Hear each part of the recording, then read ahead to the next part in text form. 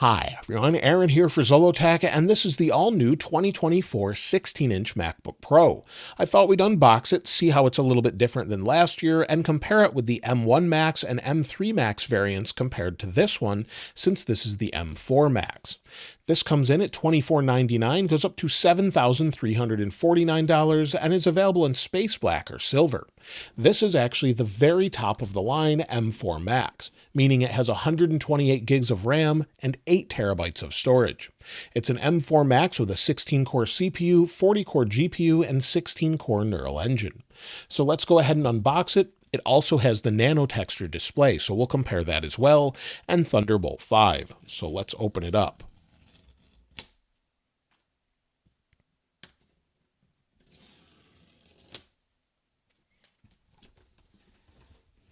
We'll flip it over here.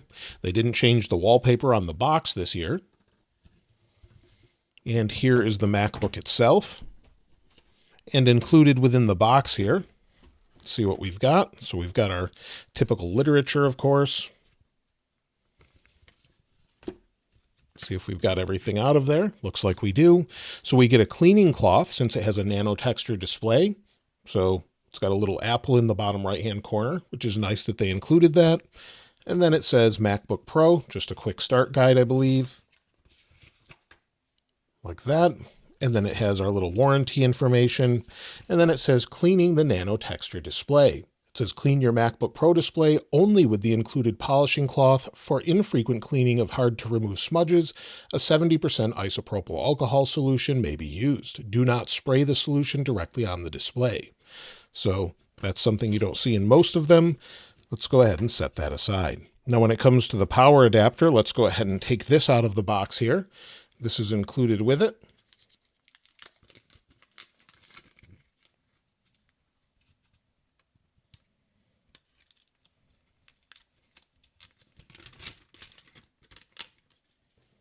There we go. And you can see on the bottom, this is 140 watts. So it's the very top power adapter, which is nice, that's included. And then, of course, we have a braided cable, which is USB-C to MagSafe. So that's included with it. Nice braided cable as well. Let me set the box aside and take a closer look at the Mac. So here is the Mac itself. Peel back the bottom cover here.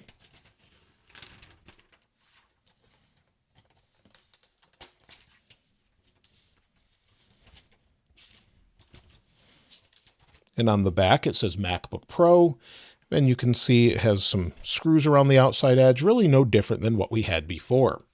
On the right-hand side, we've got our HDMI adapter, Thunderbolt 5 or USB-C, and an SD card reader.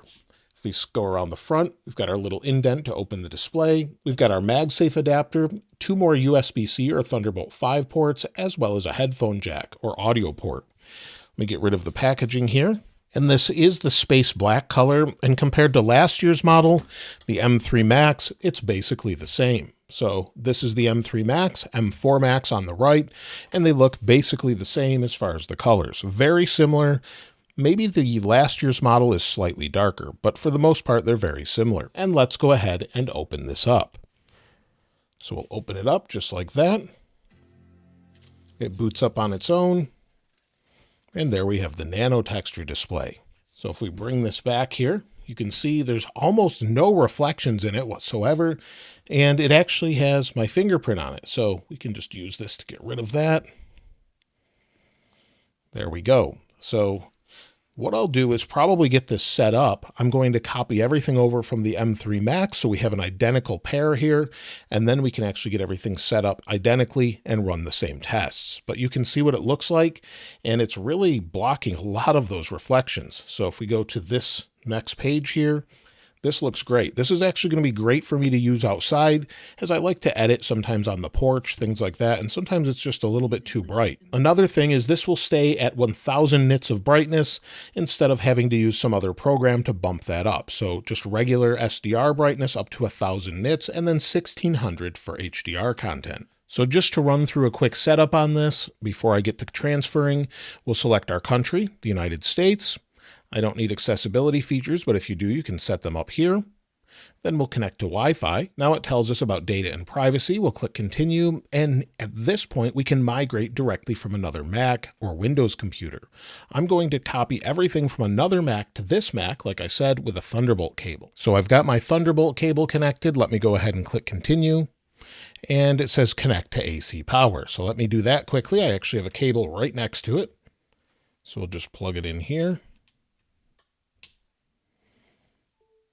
And it says transfer information to this Mac. So we'll go back just a second here. We'll connect, and I will have to go into Migration Assistant on this device. We'll click continue for Migration Assistant, put in my password. It will take just a second, and then it will show up on this device. We'll select to another Mac and then click continue.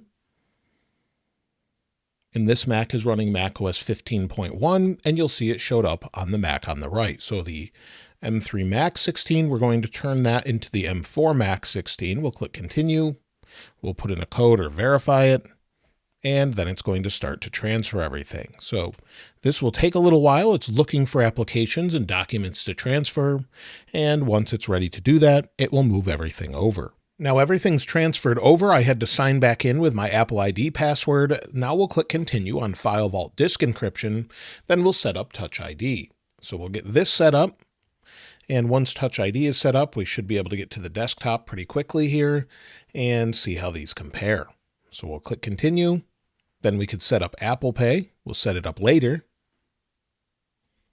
And now it says welcome to Mac. So we'll give it a second to load here. Now everything's set up. We're on the desktop with the exact same wallpaper. Everything's identical from computer to computer.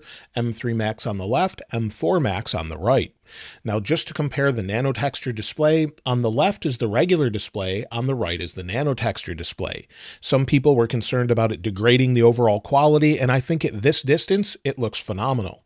It just doesn't have a reflection. If I bring in my iPhone and maybe turn on the flashlight here, so here's my iPhone, you can see the reflection a little bit on this screen here. If I move it over here, you'll see it sort of is a little bit different. It flares out. But again, if I bring it back, it sort of hides that reflection, but you can't see the reflection of the device at all. So the reflections in the display on the right are just greatly reduced, basically like the one on the iPad or the studio display, but I would say there's something different a little bit as this looks better than a studio display. In fact, when I was in the store looking at the iMacs and the MacBook Pro, I had to stop for a moment to decide which one actually had the nano texture display.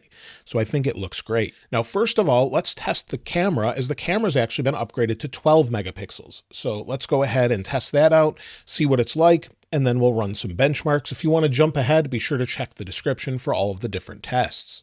Now I have both of them on maximum settings. Let's go ahead and click record. Now both of these should look very similar. They're both 1080p. However, the new one, the M4 Max, actually has a 12 megapixel camera.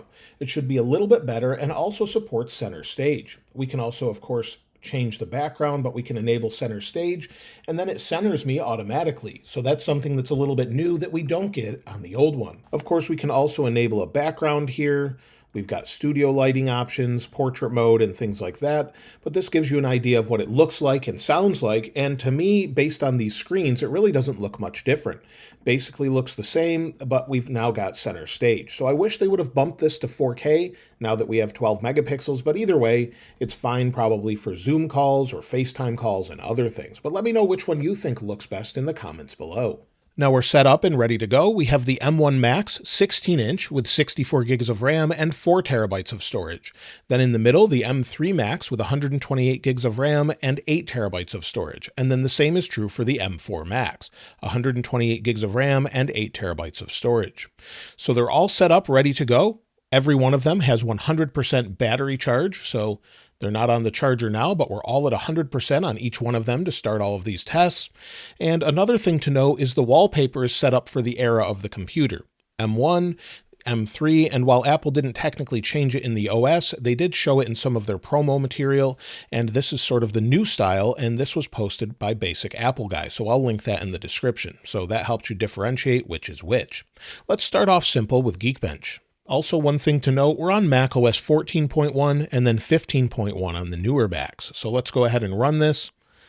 and see what we get. Benchmarks completed, and as you can see, it's basically the order we would expect. 2,404 for single core on the M1 Max, 3,231 for single core on the M3 Max, and 4,027 for single core on the M4 Max. When it comes to multi-core, it's a similar story. 12,672 on the M1 Max.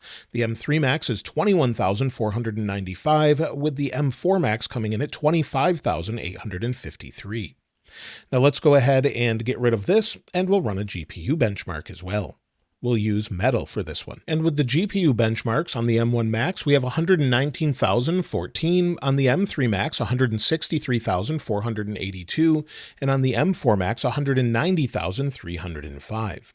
Let's move on to a quick disk speed test as well. So let's go ahead and press start on all of them and see what we've got. I just opened the program and starts right away. And the specs on the M4 Max are incredible as far as the initial. We're over 8,358 megabytes a second write speed and about 5,667 megabytes per second read speed. On the M3 Max, again, we're around 8,000 write speed, around 5,500 to 6,000 read speed, and it's a little bit slower for write speed on the M1 Max at about 6,000 write speed, 5,500 read speed. So all are very similar, just with the write speed being a little bit faster on the 8 terabyte models. That probably contributes to that a little bit. Now we have Cinebench R23. Let's go ahead and start the CPU test. I'm starting to hear the fans spin up for the first time, so we'll take a listen to that once they hit full speed. And with the decibel level from the Apple Watch, we're at around 53 decibels or so. So that might be full speed, about 53 decibels or so. Not very loud, but it's the only one making that much noise, where the M1 Max doesn't even seem to be spinning up the fans yet at this point. When it comes to the overall thermals, all of them have sort of similar heat signatures, where you have 2 fan outlets here with some heat building up around the processor below. At the hottest point, this says we're at about 47 degrees Celsius right on the display, but on the laptop itself, it's definitely warm, but nothing like the Intel ones from the past. As far as the middle here, the M3 Max, again, same sort of heat signature, and we're at around the hottest point, around 44 degrees Celsius, I think I saw, 44.5 degrees Celsius. And then on the M1 Max, it's recalibrating there. Same sort of heat signature, and it was at 40.4 before the battery went or died. So in general, it's pretty decent, not super hot compared to the Intel counterparts. So decent overall. Cinebench R23 completed, and on the M1 Max, we have 12,323. On the M3 Max, 23,813, and on the M4 Max, 26,891. That puts it behind a Threadripper. That's the Threadripper 299 at 3 gigahertz with a 32-core CPU. So that gives you an idea. It's 30,000 for the Threadripper, 26,891 for the M4 Max. So pretty impressive overall. Now I have Draw Things loaded with the same model, Flux.1 dev. We have the same description that was just auto-loaded into it. And then also we have it set for 20 steps. So we've got the models loaded on each one of them. We're ready to go. Let's go ahead and click Generate and see what we get. Again, the fans are spinning up. Let me turn the microphone so you can hear it.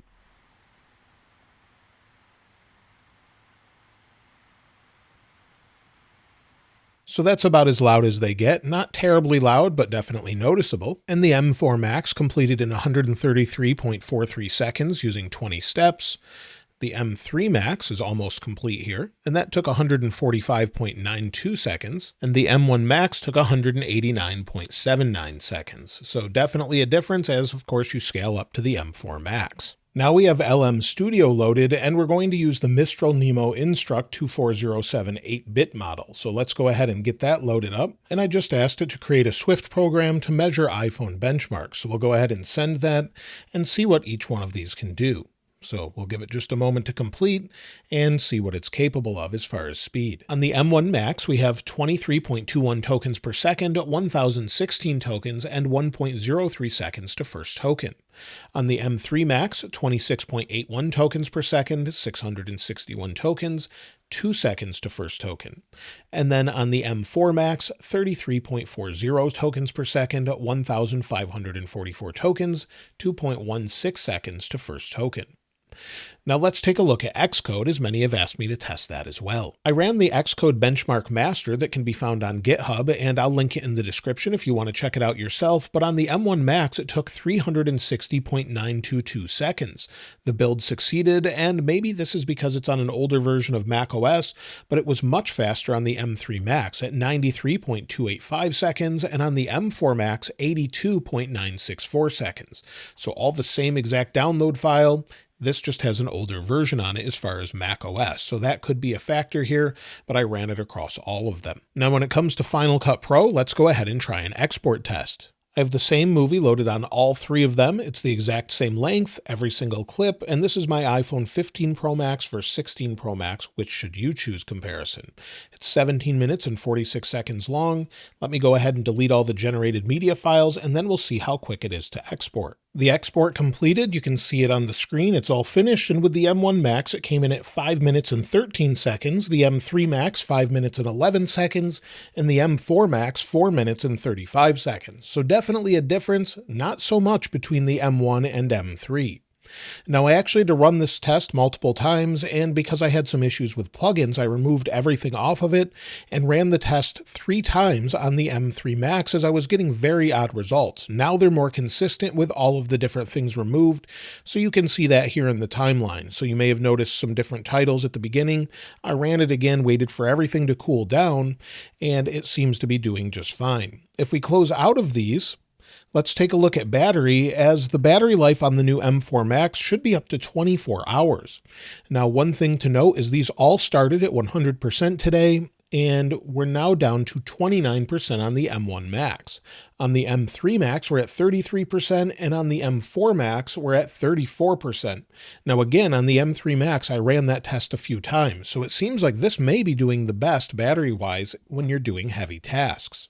However, I would say it's very slightly different between the M3 Max and M4 Max when it comes to battery. Now, if you're wondering if you should upgrade from an M1 Max to an M4 Max, I think you'll see some significant gains depending on what you're doing. I don't know that the video editing part will be that big of a difference, but if you're doing maybe LLM tasks, neural engine tasks, there's definitely a jump there. The same is true with Xcode coming from M1 to M3 or M4. So hopefully this helps you determine which is best for you. Now, when it comes to Wi-Fi, there's not really any difference here. We still have Wi-Fi 6E, so for whatever reason, Apple decided not to bump it to Wi-Fi 7 like we have on the iPhone. But as far as whether or not you should upgrade, I think for most people it would be a nice upgrade coming from an M1 product, but I probably would hold off maybe for another year or two if you're on an M2 or later. It just depends on what you have. If it's time to maybe switch different Macs around in your business or in your home, then it might be a nice time to update. But we're seeing significant gains from the M1 to the M4, but I don't know if it's worth, again, upgrading from an M2 Ultra or an M2 Max to an M4 Max unless it's specific workloads. I do really like this nano texture display. It's not for everyone, but I think it's really nice. And at this distance, I think it's perfect. Now, if you're up close to it or it's a little bit further on some of the iMacs and the studio displays, it's not as great. But hopefully that helps you determine which would work best for you. Everything else is pretty much the same, and I don't know that it's worth a giant upgrade cost if you're coming from an M3 Max, but definitely from an earlier device. Let me know what you think of the new M4 Max in the comments below, and if there's anything else you'd like to see tested maybe in a second video, let me know in the comments below. I'll link the wallpaper that's on this display in the description like I normally do, and if you haven't subscribed already, please subscribe, and if you enjoyed the video, please give it a like. As always, thanks for watching. This is Aaron. I'll see you next time.